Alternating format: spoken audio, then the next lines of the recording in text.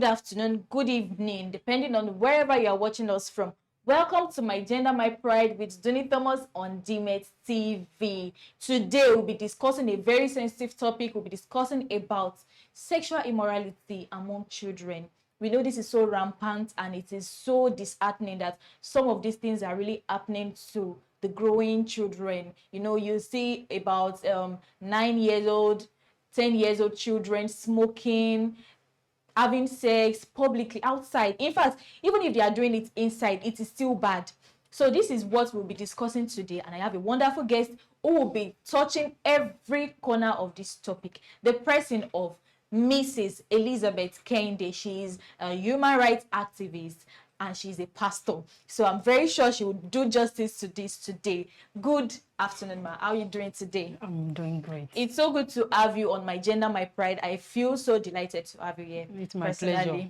Okay, so we're talking about sexual immorality among children. Let's take this saga that happened at Chrisland school. Okay. We had several perspectives, several angles to this story. For people that have seen the video, they could tell that something happened in it. Some people are saying it is rape, and the girl's mother is saying that the child was raped and the school tried to cover it up. That the daughter was told not to voice out, not to tell anybody. But then what people saw in the video is totally different. And they are saying that no, this is child pornography. So what can you say about this? Because for me, I feel that both the parents of those boys and the parents of the girl, they are failed as parents. Yes, they are failed. And I would like to say that on some of these girls' social media handles, there are videos of her. So I really want to know who taught this girl how to operate such phone. Fine, we know that they are no longer babies. There is no baby. Yoruba people say that you understand? So how are these things happening? What's happening to parenting? What's happening to putting a password on your child's phone? What's happening to putting parental guidance on the kind of TV station they watch? Because I know DSTV, Go TV, they have that. So what can you say about parenting? I will start by saying charity begins at home, and but then teachers are parents' substitute. So we are going to work hand in hand to work it out. Parents has a role to play, while teachers have their role to play on any child. So talking about the issue of sexual immorality amongst little ones, the children, all hands must be on deck. On deck, yeah. So as to work things out. And let me ask this question. For some of our parents, their children are on social media. Are they also on social media? They have this money, they can buy them big gadgets, they can purchase them, you know, iPhone and series of phones like that. Do they also monitor what they do on social media? Do you happen to be a friend of your child on Facebook so as to monitor them? Do you even know at times they even log into some sites and it will redirect them? Even as adults, you just be on a particular site. Yes. And before you know what is redirect you, and you will get tempted to see what is there. So how much more little children ones, they'll be eager to watch what is going on there. So parenting, I just feel on those children's parents' part, they are failed. So can you tell us how you've been able to train your children? Let me just talk to me about the parenting process. You know, I'm not married. I'm not a parent yet, so I don't know how it works. So can you just tell us? Parenting is tasking, and you cannot use your ideology or human philosophy to bring up a child. It takes God. And because he's the orator of children. According to the book of Psalm 127, I think verse 3, children are an heritage of the law. So as you are bringing them up, you are their small God. You must firstly direct them to God, so as for them to have the fear of God. If a child will have the fear of God, which happens to be the beginning of wisdom, it will help that child, even while you are not there, you know, to maintain sanctity and keep on with a very good behavioral attitude. Okay, that's a very, very nice one. So let's not talk about this Chrisland girl saga now. Let's just talk about the things that are happening generally. You know, at times we'll just say that, okay, because the parents are rich, that's why those children are being over pampered. So how about the children of those that do not have much, but they're already smoking? Let's talk about children of pastors now. Yes, it just be like, okay, maybe it is because of the demons the pastors are casting out in church. That's why those children are like that. The demons are entering them. That's why they are misbehaving. So why is all these things happening? Why are those things happening? Well, we are in the end of the days, so say the Bible. And the devil knows he has but a short time and is putting every best possible of his to gain the heart of the youth, starting from the, the teens, from 13. So, and he's making use of the power of music to penetrate them. And whichever class will belong, either upper class or middle class or lower class, that doesn't, it doesn't matter. It doesn't really matter. But the exposure we give to our children, we need to limit it and monitor it. That's very freedom. It mustn't be too much. It must not be too much. To the extent that some children, they have privilege to go out from the house from morning and they will not return until late at night. How on earth? But you know, pastors' children at times, don't let me mention the name of the church now. While I was growing up, there are these children, they're like, don't watch TV. Don't watch this kind of movie. Watch Christian movie, how Jesus was nailed on the cross and all of that. They kept on watching it like that. And the moment they stepped into school, not even that moment, they've been watching series of movies while the parents were not around. So when they got to school, they became extremely exposed. It was just as if they were bondaged somewhere. And when they got to school, they just freed themselves. So they became so worried. In fact, it started from home. When they started using cream, they started toning their skin. The mom was realizing, like, what's going on? But they were like, I'm just fresh. They kept the cream. And these children were watching pornography at home, but the parents were not aware. So to the parents now, they felt, okay, we are disciplining these children and this is the way they must follow. But the moment they got to school, they became extremely exposed that even the parents could not control them. So should we say that when we discipline our children, we should not discipline them too much? Or when you want to free them or you want to give them freedom, there are ways to do it. Like, how can we measure these limits? Well, to everything in life, there is a measurement. And if you go beyond it, you will have the repercussion of it. So as parents, you let them know the danger attached to what they are doing. Sex education must be given to them.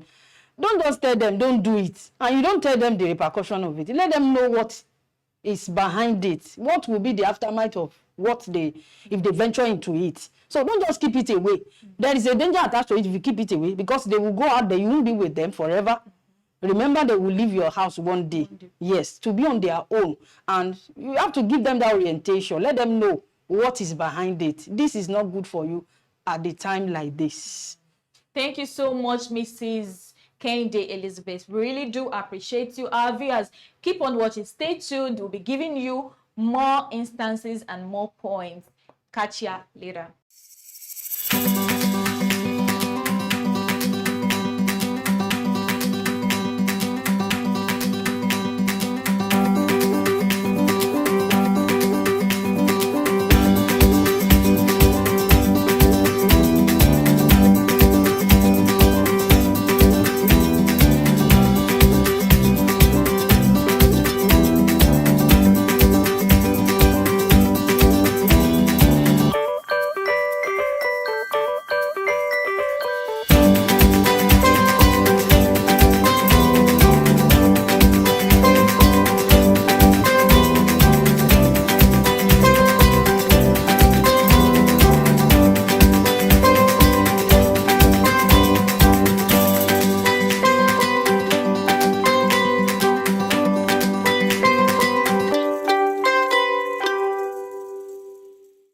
For staying with us on My Gender, My Pride with Dunni Thomas. I still have my guests here. So she mentioned something about sex education. Mrs. Elizabeth Kehinde, can you tell us the age, or let me say at what age can we start talking to our children about sex? Because there are some of these 10-year-old children that you just be like, this child is too little to know what he or she knows already. But we just feel that, okay, if we're not talking to them about it, we'll just assume they don't know because of the kind of videos they watch now, or the kind of friends they have in school. Or maybe someone is even practicing abuse with them, sexual abuse with them at home. So what can you say about sex education, and at what age should we start telling them about it? Well, things are changing now. And when you look at the rate at which development takes place now, when it comes to our body chemistry, is should I say it's really worrisome, especially for children. So, but when it comes to the aspect of theology, there's what we call accountability age. That's from 3 years. The child will know from bad, be able to differentiate from bad to evil. But in the area of sex education, I will say personally, because of you know, the dimension we are now, from 5 years, personally, start telling them, don't let anybody touch this place, your private part. Mention it. Don't twist the name. Call it the appropriate name for that child to have that education. Remember, it's sex education, male or female. This is breast. Mention it. Educate that child on it. Then let them know the aftermath, the level they must not go because of their age. They must have the full understanding of it, so as for them not to run into wrong ends. You know, some children, they get abused at home. Maybe the father, because it is really happening these days now, the father would probably be abusing the child, maybe the uncle. Because this Chrisland girl, for example, now, from the video that people saw and they were talking about, like, it was just as if she wasn't new to it or something. I don't know. But with the way people were saying it. So can I just say that the girl has been experiencing some kind of abuse at home that has now led her to be a, should I say, a pro in what she was caught doing. Because even if it was a rape, can a 10-year-old, a fellow 10-year-old child penetrate that much to deflower that kind of girl? So I don't really know how it happened. So what can you say about sexual abuse from home, school, like that? Well, we must be on the watch and on the lookout as parents.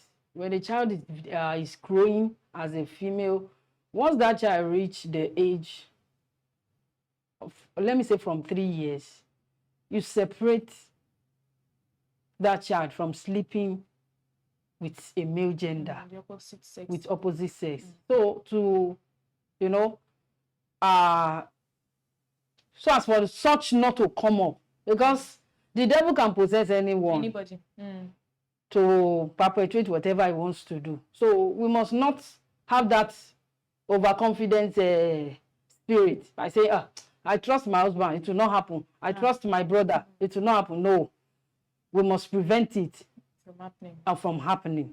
And from school, likewise, the teachers' eyes must be on the lookout.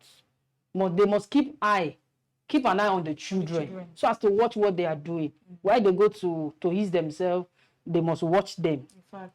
And there must be a pep talk on the assembly ground, with the female ones separately, with the male ones separately, and, you know, together, unanimously, once in a while like that, to give them education. So it is not just about singing national anthem, no, praise and worship, marching song. Give them, must be extra curriculum.